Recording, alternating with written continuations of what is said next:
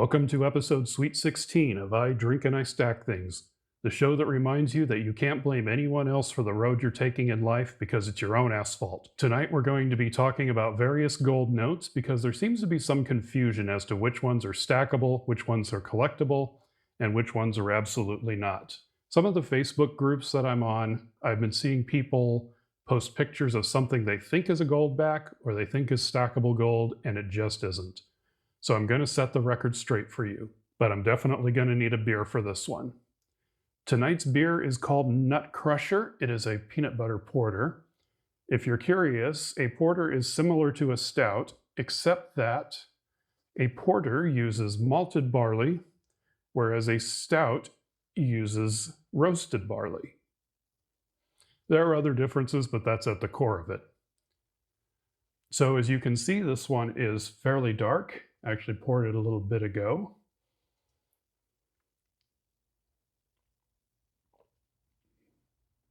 I needed to bring out my big boy glass for this one because it's such a large can.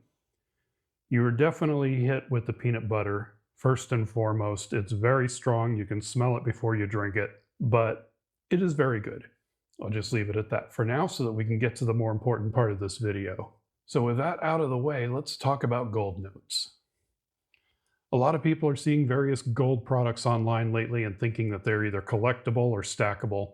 I'm going to set the record straight for you. I'm going to make it very easy to figure out what's what. Our tale starts with a company called Valorum, headquartered in Oregon. This company has developed a process by which they can deposit exact amounts of gold or silver onto a thin layer of polymer and then cover it with another layer of polymer which contains the artwork or any security features that it needs. The process they use is vacuum deposition, and it's very similar to how they coat high-end camera lenses, although with a lot more precision as well as reliability. As far as I was able to tell, they are the only such company that is capable of doing this currently. Other people have tested the notes that Valorum has produced and were able to verify independently that they do contain at least the exact amount of gold, or in the case of silverback, silver that they claim to have. Now, the other part of the Goldback story is Goldback Inc. They are a separate company that had an idea to make fungible gold in various denominations. Fungible basically means that one is interchangeable for another. So if you have 2 5 Goldbacks, you can exchange that for a 10 Goldback without there being any issues with it. Now, since Valorum has come along and they have the means to create a reliable product with far smaller quantities of gold than any mint could ever hope to do, that was Goldback's answer. To make a coin with 1,000th of an ounce of gold, it would either be so small that you'd lose it, or it would be so diluted with other metals that it would be nigh impossible to extract the gold. So Goldback contracted Valorum to make the different types of Goldbacks. So how do you know if the gold note you're holding is a Goldback? Well, I'm going to make it very easy for you. It will have the word Goldback on it. The word Goldback will be somewhere on it.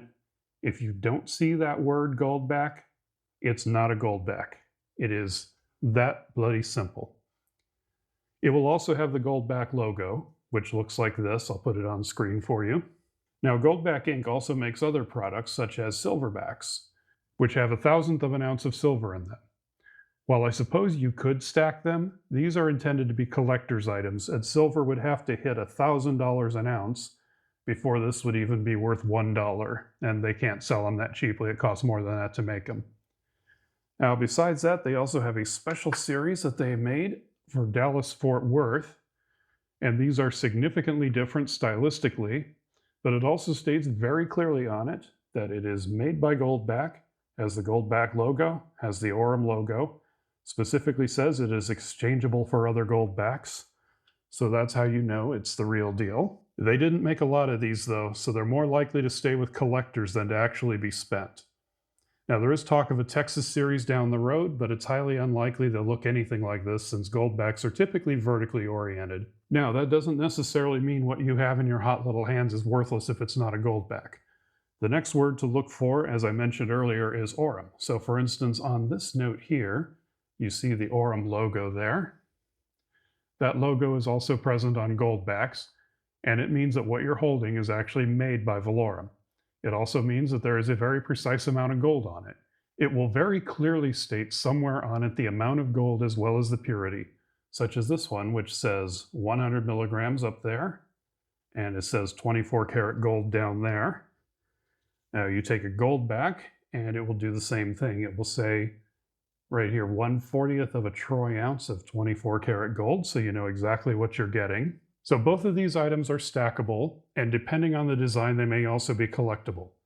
Now, of course, Goldback would prefer that you spend them, and to accommodate that, they have built up their own ecosystem around that. They have the exchange rate, they have the list of buyers, they have their own selling network to try to get it out there so that people will spend it.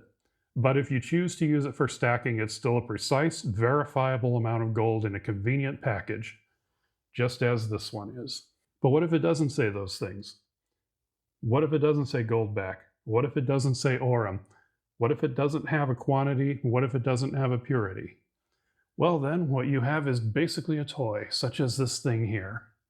This is not stackable, this is not collectible, this is not a Goldback, and it's basically worthless. What little gold is on them, assuming that this isn't actually titanium nitride or some other compound designed to look like gold that actually doesn't, what little gold might be on here is completely unrecoverable from the way this was made. Even ones that might actually have a little bit of real gold in them have such a small quantity that it's basically just worth pennies. And that's assuming that there was actually some kind of method you could use to extract it that wouldn't cost more than the amount of gold you would get out of it would be worth. So this is just a little piece of plastic covered with, at best, 50 cents worth of gold. The serial number here is a joke. It's actually not communicating anything since it doesn't say how much it weighs. So I'm sorry you haven't found an infinite money glitch by buying these, and you certainly haven't found a Goldback. Now, one other fun feature of Goldbacks is that they are, in a way, the opposite of this play money. This play money is a layer of thick plastic surrounded by thin layers of gold, or what you hope is gold. Goldbacks, on the other hand, are a thin layer of actual gold surrounded by thin layers of plastic. As such, for the very thin ones, such as we have this one Goldback here, you can actually see my flashlight through it. And the reason it looks blue is because gold absorbs the yellow and red, letting only the blue and green through. And so that's another way that you can tell that this is real gold, because if you had other really thin pieces of real gold like this, you would get the same sort of look from it. This also works with the sun, but I am not recommending that you do that. It might not be good for your retinas, just saying. Now, once you get to the higher denominations, such as the 5 here, well, the light doesn't get through that just because the gold is too thick. Or for instance, if you have a 10, very thick, well, the light's getting through there, but that's because this is one that I folded on the show last week, and so that crease pushed aside the gold between the polymer layers and made a little crack there. It still has the same amount of gold it always did, but now a little light gets through because of the little crack there. The things I do for YouTube fame and glory. Well, anyway, that is about all I have for you tonight. If you found this video helpful or informative, don't forget to click the like button and subscribe to get more informative videos like this one. In the meantime, I'm going to enjoy the rest of my beer. Cheers to you if you drink, and until next time, keep on stacking.